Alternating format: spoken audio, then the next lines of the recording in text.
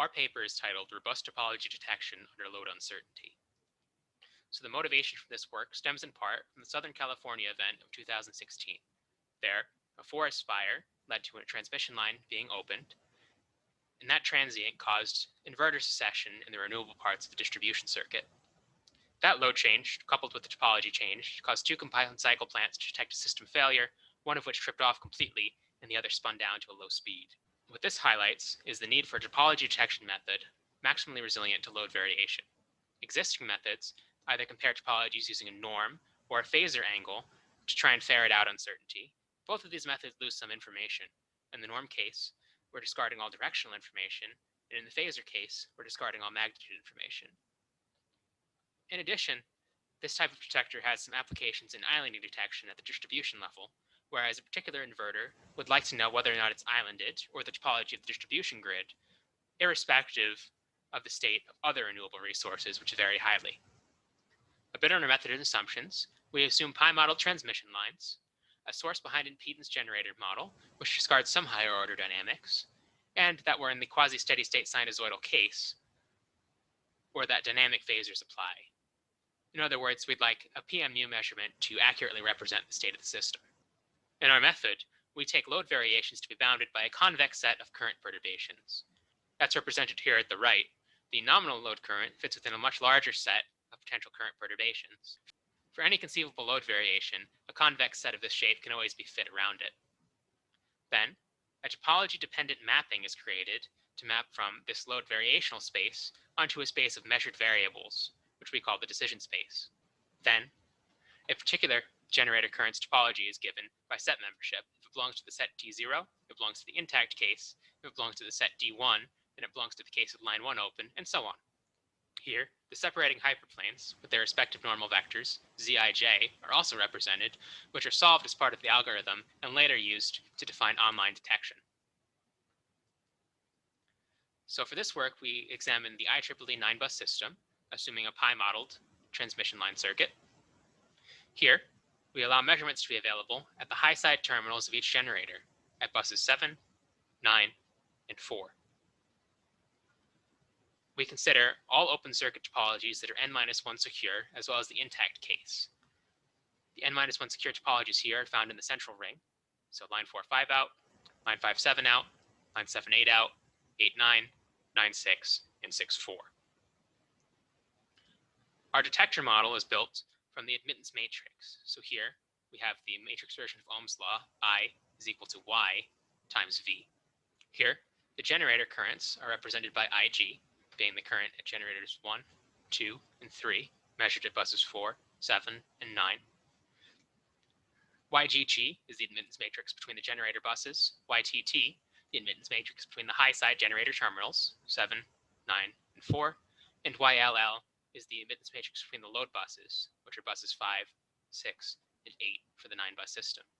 Each load is represented by a nominal admittance, YA, YB, and YC, in addition to a current perturbation that represents the uncertainty, delta ILA, delta ILB, and delta ILC.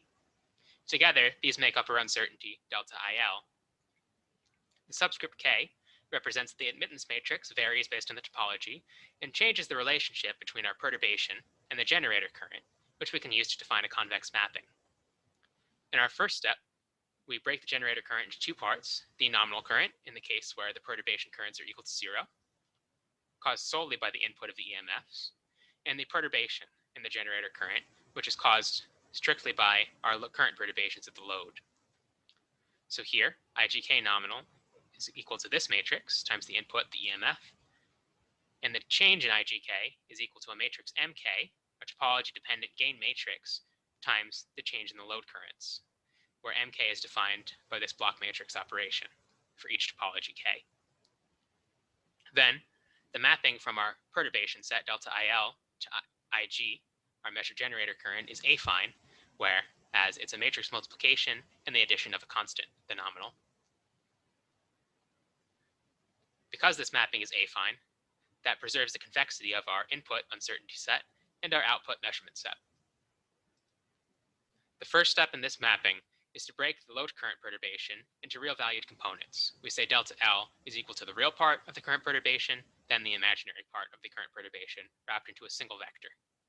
Then, our perturbation set R is defined as a hyperrectangle using a matrix A and vector B, whereas a particular load variation delta L belongs to the possible set R if A transpose delta L is strictly less than or equal to B.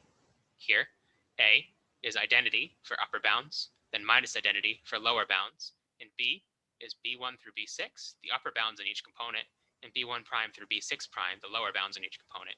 Here, B1 would be the upper bound on the y-axis here, and B1 prime is the lower bound on the y-axis. Then, R is mapped with the appropriate current gain matrix, which is dubbed G, the real valued version of M, and then shifted over. So we had A transpose delta L is less than or equal to B. We replaced delta L by GK inverse delta G, and then notice that the perturbation in G is equal to our measurement minus the nominal.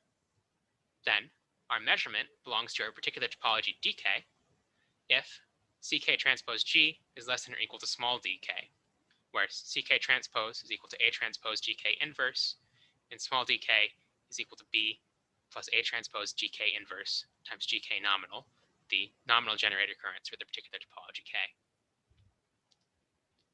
Once we have our decision space sets, we check their separation using the separating hyperplane problem, or the dual of the distance problem for two convex sets. We seek to maximize the objective minus di transpose lambda I minus dj transpose mu j, where di transpose dj transpose are the bounding vectors for our sets, and lambda I and mu j are dual variables from the formulation.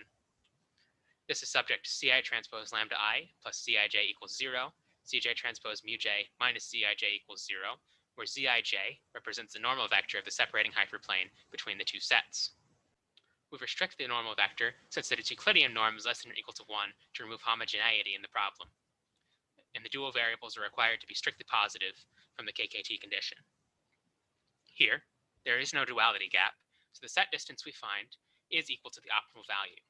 Therefore, if we find all optimal values to be positive, the sets are strictly separable, and we can define a detector.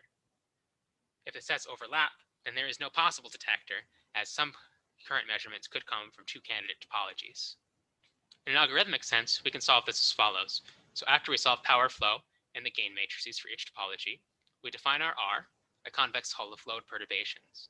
In case A, we consider a uniform perturbation. So the matrix A is as before, identity minus identity, and B is a set of ones. It allows each component of load current to vary by 1 per unit in the initial setup. In case B, R is taken to be a percentage of the nominal load. So in the initial setup, B equals the nominal load, such that the upper bounds and lower bounds are each 100% removed from the nominal, allowing 100% change.